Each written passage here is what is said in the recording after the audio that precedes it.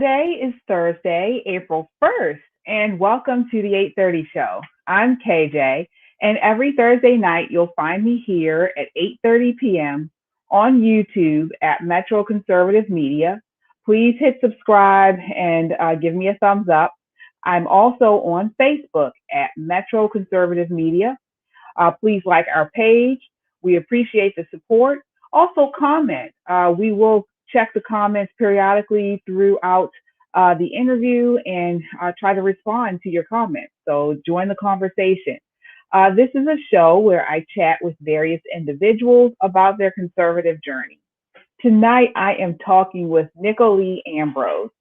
In her role, Nicolee represents Maryland to the Republican National Committee. She is one of three votes from Maryland on issues deciding the future of the National Republican Party. Nicolee both initiated and spearheaded the Maryland GOP's successful Super Saturday program, which contributed to electing Republicans in deeply Democratic areas. Nicolee is a Fox News radio political analyst and regularly speaks at events throughout Maryland and across the nation.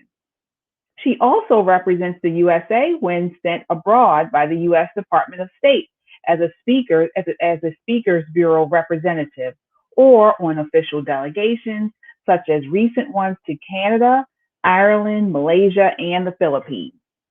Professionally, Nicolee is president and CEO of the Ambrose Group, LLC. Previously, she was vice president of both a labor and employment law firm, as well as a Fortune 500 membership association. From 2002 through 2008, Nicolee served as a presidential appointee administration. Nicolee simultaneously attended the Johns Hopkins University, where she received a BA in International Relations, and the Peabody Conservatory of Music, where she received a BM in Vocal Performance. She graduated with honors, and the Baltimore Sun named Nicolee the most inspiring graduate of her Johns Hopkins class. She then earned an M.M. summa cum laude at Arizona State University, and she went on to accept the Best Opera Award from the National Opera Association for her lead role as Hansel in Hansel and Gretel. Nicolee lives in Baltimore with her children. Thank you so much for being here, Nicolee. How are you? It's great to be with you tonight. Thanks for having me. Absolutely. Wow, that was some bio. I didn't even know most of that stuff. I apologize. Don't torture yourself and ever read that again. I'm so sorry. Oh, no, I loved it. I was like, wow, I didn't know you were an opera singer. You can sing. I didn't know that. So true. It is true. It depends on the day. Some days they're good. Some days, Okay. Well, that's what this show is about. Definitely in getting to know you more and introducing you to more people. So if that's even possible. But before we get into politics, I always start off with a random question and answer segment. So the audience can get to know you. Okay. So basically, I'll just shoot out questions. Some will be options with choices, or some will just be a random question. But it's just a fun kind of segment to get to know you. Okay. All right. First one is crab or shrimp? Okay. How can I be really difficult here and say soft shell crab and fried shrimp? Okay. That's fine. All right. This is a good one. Which one of your friends would make the best U.S. president and why? Wow.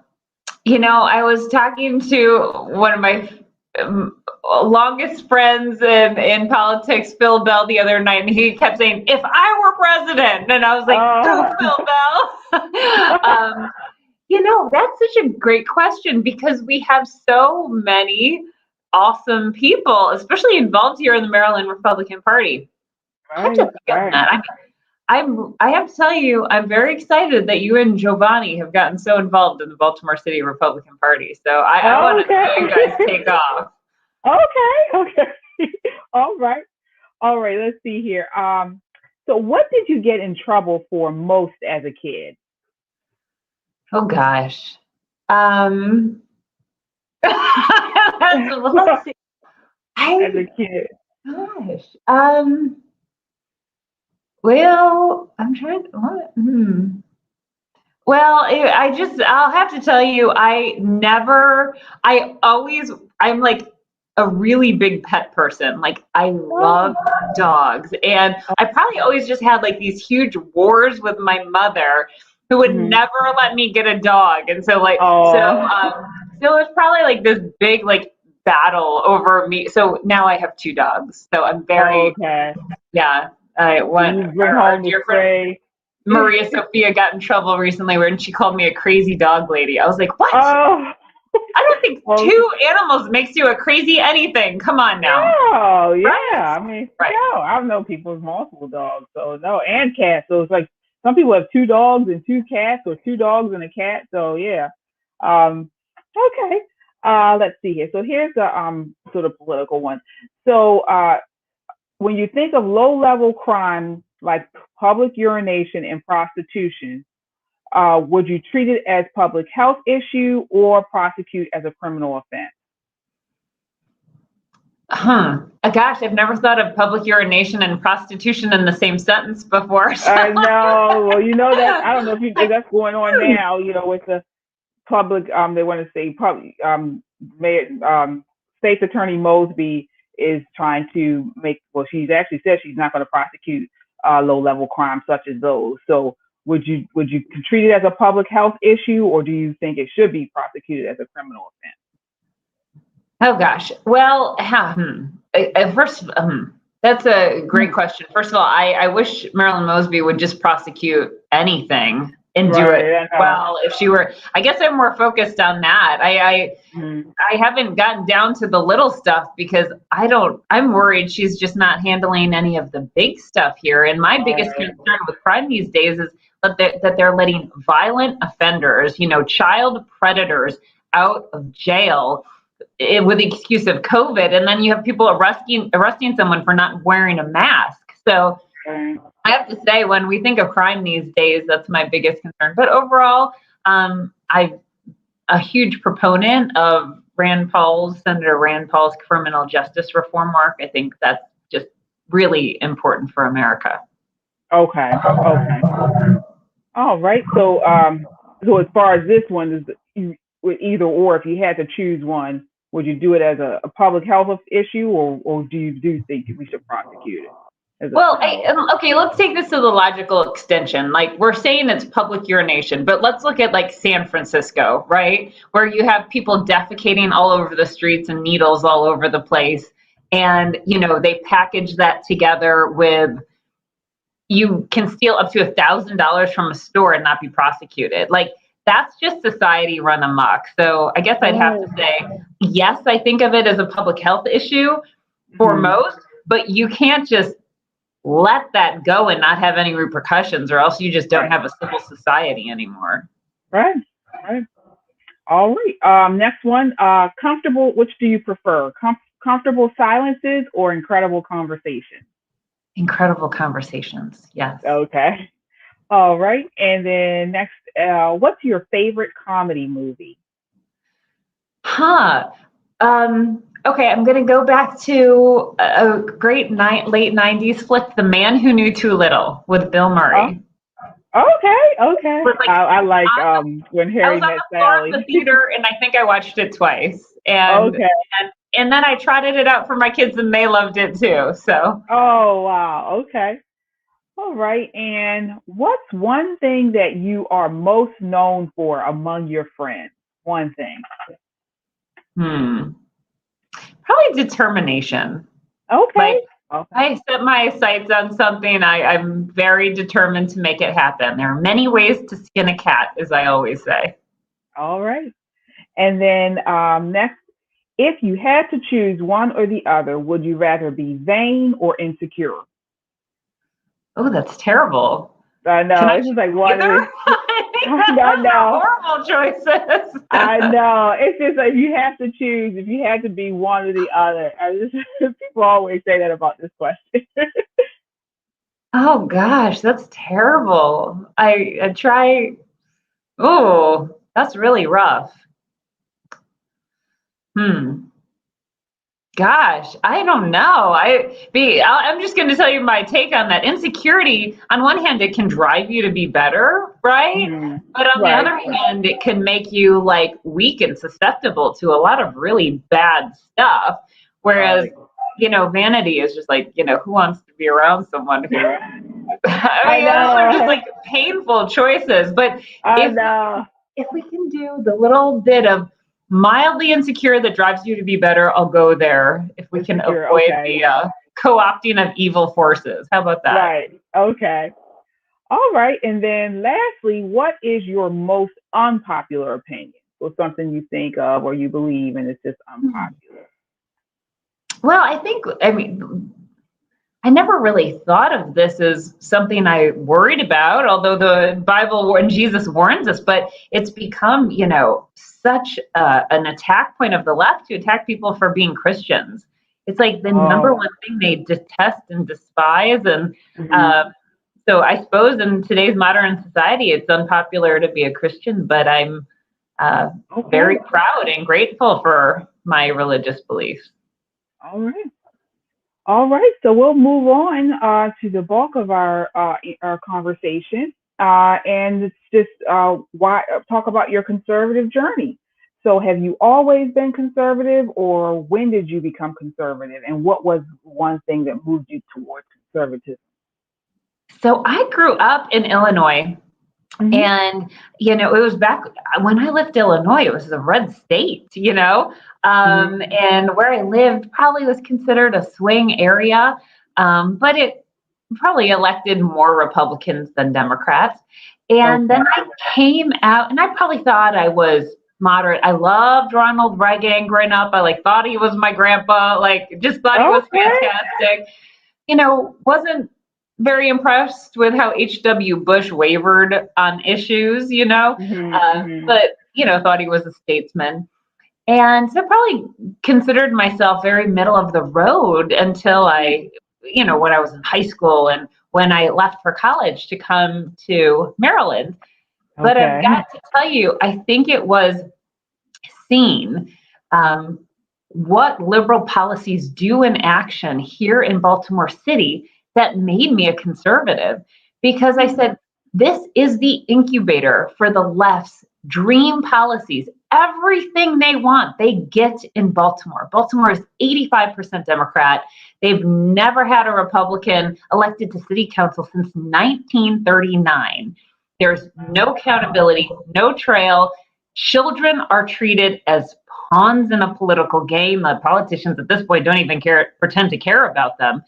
And Baltimore, in practice, not in theory, in practice, is what made me a staunch conservative. Because I said, every single solution every single problem Baltimore has could be solved by good implementation of Republican ideals, right? Belief in the individual, teaching someone how to fish, not giving them the fish, school choice and education, just competition, how we don't have competition, how you will see just $50 million at a time disappear from our education system, and there's no accountability for it. Every single problem I see that we have here would be solved by what the Republican Party stands for and what we offer. So that is what I think has made me be able to not only talk about conservative principles, but examples of how it affects everyday lives for Baltimoreans. Now let me ask you, because you touched kind of on my next question, because here in the city, and you live in Baltimore too, we know it leans heavily Democrat. Yeah. And so when I talk to people, although it does lean heavily Democrat, people are starting to get fed up with the Democrat-run policies. And when I talk to people, to try to convince them to change parties or to vote for a Republican in general, they say that Republicans haven't provided much of an alternative. So what would be your response to that? How do we as Republicans forge into these people who are liberal, who are Democrat? What's something we can say that we do for them?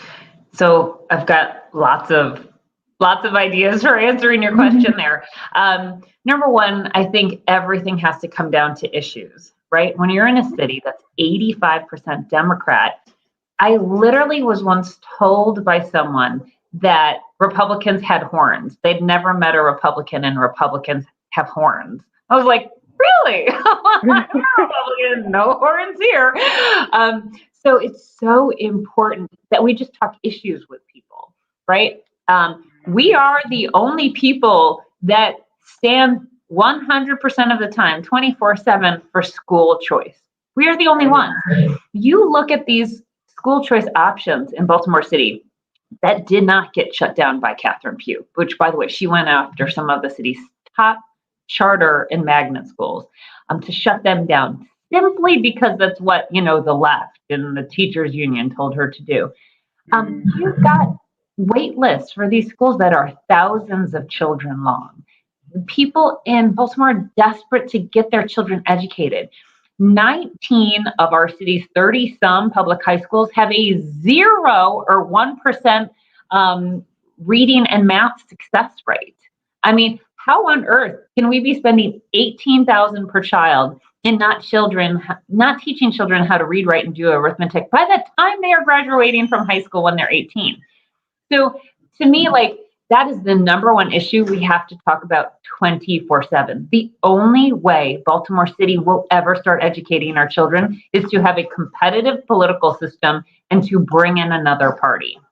So let me ask you, since you did mention the teachers union, why are they so against charter schools? Why is that? That's a great question. I think a lot of it comes from Washington. And then NEA, the National Teachers Union, it's like this proclamation from on high that to be a good Democrat, to be a good leftist, you have to oppose school choice. In practical terms, we know what that means is it gives people more options, right? You can pick and choose. If your local school isn't working, then you can move your child into a magnet school or a charter school, and you can apply. So if your child really wants to do arts, there are, ones that focus on arts. If your child really loves science, there's STEM areas. So, it just gives you the option to choose and take that money. And not only that, but what you mentioned, you find the charter schools take these same children that have not been doing well in public schools, and they're able to. The children are thrive in the charter schools. Absolutely. My children went to a magnet school for elementary school. It was one of the most wonderful environments we ever could have hoped for. It was also just beautiful. The school was like Martin Luther King's dream. It was an incredibly diverse school, children from all over the jurisdiction, and just remarkable test scores.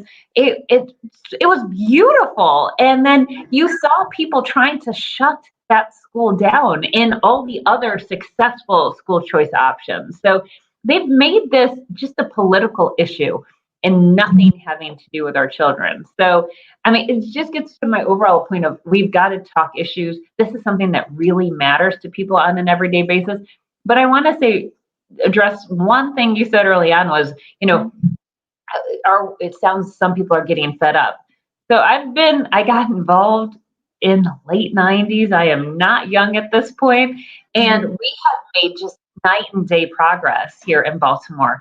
There are, once again, people, I was threatened for wearing a Bush t-shirt in a hardware store in Baltimore City back in the day.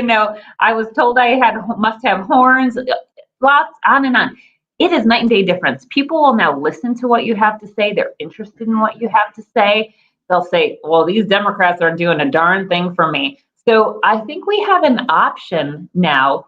And here now that we have Joe Biden as president, I'm even hearing from people on the left that they find the news too depressing to listen to.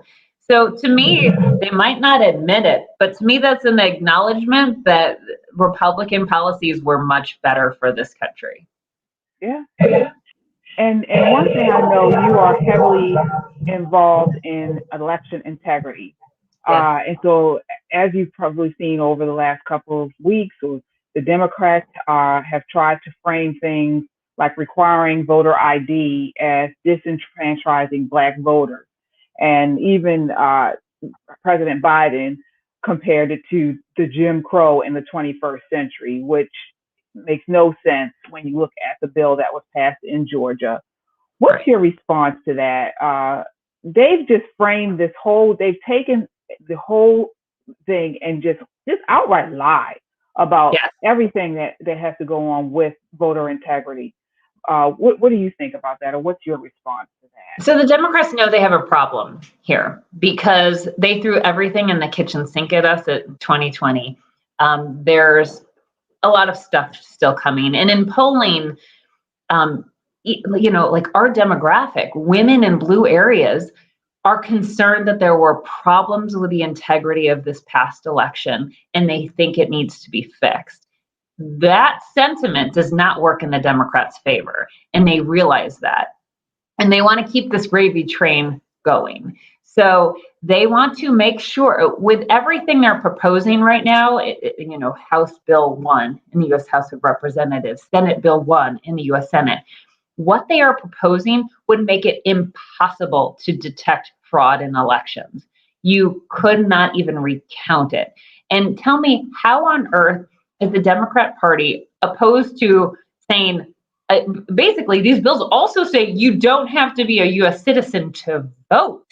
Like, what is the point of being a U.S. citizen and paying taxes with what they're advocating for? So what we need to obviously focus on is these same Democrats who want us to have an ID, a COVID vaccine ID, and to be able to use that to get on a plane, are saying that same ID and vaccination card you need to get on a plane, oh, forget it. We don't need any proof that you exist or are a U.S. citizen to vote. It's scary, scary stuff. But we have to fight this as hard as we can, because if the Democrats get any of this nonsense through, we will never win an election again. And they know it, and that's why they're pushing this so hard. Yeah, exactly. And what do you feel is the number one misinformation or falsehood Democrats and the left push about Republicans? Or what do you think, or people in general? What do you think the number one misinformation and falsehood is out there about Republicans and the Republican Party? Great question. I think one of the things that I found most interesting in 2020 is this push to say, oh, the Republican Party, I'm offended even saying this term. They're a bunch of white supremacists. Right. That is the most offensive thing you could possibly say to anyone, number one. Number two, the reason I think they're pushing that narrative is because our party has become so diverse. And one of the things that President Trump was actually really great at, in addition to awesome results, was bringing back to the Republican Party a lot of people who hadn't voted with us for a while. So you saw a tremendous increase in president support, more than doubling with the Black community. The Latino population in states like Florida, over half were supporting President Trump. You saw increases in every possible demographic group. And so I think the party, historically, we were a very diverse party. I was really sad to see that decrease a bit, but that cannot be said anymore. We're a very diverse party, and we're also very diverse in our leadership. Especially look at Maryland, look at Baltimore City, where we're so involved. So I think we need to make sure we tell the narrative, because we know how great our team is, what awesome people we have involved, and we cannot let people define us. We have to define ourselves. All right. Yeah. And you mentioned early on in the conversation about your walk with Christ. You are a Christian. What do you feel as far as right now, as far as the state of religion in the country, and how that forms with the conservative movement? Because you do have still a good number of Christians who vote Democrat. Can you speak to that as far as why you think that is, and what is it? How conservative policies and issues are more in line with religious and people of faith? Yeah, what a great question. I think, well, foremost, right, we are for God and we are for Christ. And then secondly, I think most of us are grateful the Lord gave us our families, and then we're very proud to be Americans, right, in that order. But I look at our modern political landscape, and I don't know how you can be a practicing Christian and also be a Democrat. Because at the national level, and I think that's where some people try to separate themselves, but at the national level, and we're so close to DC here in Maryland, so we can't claim ignorance of what the Democrats are foisting upon the American people. When you have this outright attack on religion, with anything from, baking a wedding cake to the complete adulteration of girl sports by trying to say you're not what God made you and boys can fully take over women's sports, which, by the way, how is that pro-feminism if you are allowing men to take over women's sports? But I think it's really important that people look into the issues. When we were looking at these abortion bills or these late-term abortion bills or these infanticide bills coming out of states like Virginia and New York in the past few years, how on earth can anyone say I'm a practicing Christian, but it's okay to kill a baby they're not even arguing late-term abortion. They're saying the baby has come out. It is laying on the table next to its mother, and now we're going to kill it. It is flat out infanticide, like by any definition. And you've got folks like Nancy Pelosi. She's not just some random congresswoman from San Francisco that she can claim to represent some radical leftist base. She is the Speaker of the House, and they are advocating things like this. So I think a lot of it is just education. We have to find ways to make sure the word gets out, because the mainstream media will not cover the ins and outs of these bills, whether it's these infanticide bills all the way to, the voting rights bill we just discussed. So I think it's just a matter of finding ways to get it out in the mainstream, whether we're working with local press or, statewide press. We've got to talk about these issues in a way people can digest and take in to understand what we are up against as a culture. And I find it completely destructive to our culture. Yeah, I agree. And what I always ask, and when we're coming into the end of our interview, this 30 minutes goes by so fast. I could talk with you for the rest of the night for another 30 minutes. But what would you say is your number one concern for the country, or for Baltimore, let's say? What would you say your number one concern for Baltimore is, and then what would be your number one hope for the city? My number one concern kind of gets back to our first point for Baltimore, which is just our children. If we don't break the cycle of a completely failed education system and never give our children a step up in life, how are they supposed to succeed if they don't know how to add? They need to balance a checkbook, pocketbook issues. They need to be able to read so they can get good jobs and work their way up the ladder. So that is just my number one current concern. We're never going to fix Baltimore if we can't educate our children to be participating members of society. I've been blessed to meet some really awesome folks, of course, who've made successes of themselves, even though maybe they grew up in a school where they graduated from high school not knowing how to read. And we have to realize that's like the 0.01% that figures out how to make it work, after the education system completely failed them here. And what do we know? We know money's not the problem. We get almost more per student than any other school district in America. And now with the latest stuff there, we're going to go up to $30,000 a child to not teach children how to read. It's crazy. So education of our children is by far, I think, Baltimore City's number one issue that we have to solve. I think you and I could educate these children better, Give us $18,000 a child. I think we would have them humming, Right. Exactly. It's about accountability. It really is. Anytime you talk with people in leadership in the city, they always want to pass the buck. They always want to say, well, kick the can down the road. And like you mentioned, they always say, we need more money. And it's just like, well, where's the accountability of all this time that's passed, of all this money that has been given? What have you done with it? What have you shown? What are your results? And they're poor.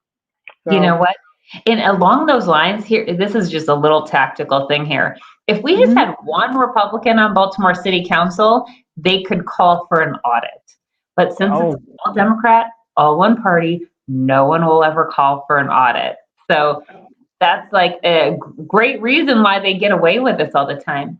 But you asked me about my hope for Baltimore City. I think the city has unlimited potential, right? We are between Washington, D.C. and Boston, right, on the Amtrak line. And we are the only city that I think is considered to be a dramatic underperformer of those cities that dot the East Coast. And I think it is because of the only thing that holds Baltimore back is politics. The only thing. We've got everything going for us, a great port, wonderful people. Like the people in Baltimore are some of the nicest people you will meet in America. We've got great higher education institutions, great colleges. If we can get people well enough educated to get into them and succeed once they get in, great medical care. So the only problem with Baltimore's politics. So I hope for our city that we can find it in our hearts to add some competition to the mix and make people work for it. Make politicians work for the people of Baltimore. And I think the only way to do that is having some political diversity and having competition in our system. All right, I agree. And lastly, is there any events or anything that you would like to share that you would like people to reach, how people can reach you, or that you have something that's coming up that you would like to share? Well, I'm online, as Giovanni keeps putting up so beautifully, at NicoleeAmbrose.com. I am working really hard on this RNC Election Integrity Committee. So we're still in the midst of reviewing a whole lot of stuff from what was thrown at us in 2020. But that is going to be a lot of information when that comes out and it's available. So look forward to updating you on that when we can talk about that and have reviewed everything. And then, I have to tell you, we're starting to see some events pop up, but not a ton, probably until we're a little farther through these COVID vaccinations. But our Maryland Republican Party is going, I think we're having Governor Kristi Noem come and speak to us. Yes, I think that's in September. And you expect to see a few other luminaries and kind of exciting national GOP leaders starting to come back as we're allowed to come online again with events. All right. Excellent. Well, again, thank you so much for joining us. I'd like to say there is an event that we are doing. It's being co-hosted by the Black Republican Council, also Metro Conservative Media, the Frederick Douglass Foundation, and Frederick Douglass Institute, Maryland History Spotlight. So join the Frederick Douglass Foundation of Maryland for a virtual screening of Rosenwald, filmed by Aviva Kempner. Thursday, so this is next Thursday, April 8th, begins at 7 p.m. There is a link on the Metro Conservative Media Facebook page to Eventbrite. It's free. It's virtual, but there will be an in-person showing also for a small group. So when you go to Eventbrite, anyone can go to the Eventbrite, and you would just go on there and sign up. And we are filming Rosenwald. It's the remarkable story of the Jewish partnership with African American communities. So definitely something to look forward to next Thursday. Again, please register via Eventbrite, or you can email Tori Snow from WBAL Radio. That's tsnow at snow for the number. That's the number for liberty.com. And again, you can also go to the Facebook page of Metro Conservative Media, and there's a link on there, and that has all of the information. There's an event link. That is awesome. I love our Black Republican Council. I know Nicole Bennett does a great job chairing it. And aren't you the co-chair? Yes, I am. I'm the vice chair. That's awesome. And I love our Frederick Douglass organizations here in the state, and grateful for Tori Snow and Dean Nelson for their leadership there. We, before COVID, we hosted a fantastic Juneteenth tour of Maryland with Dr. Alveda King and the Frederick Douglass Institute. And we look forward to hopefully being able to do something like that again soon, because we loved it in pre-COVID. Right. All right. Well, that wraps up this episode of the 8:30 show. Like, share, and leave a comment on our Facebook or YouTube page. Facebook or YouTube. We love to get your feedback. Again, I hope to connect with you all next Thursday. I actually will probably be broadcasting live from our event. So that will be next Thursday. Wishing you warm days and starry nights. Good night. Good night.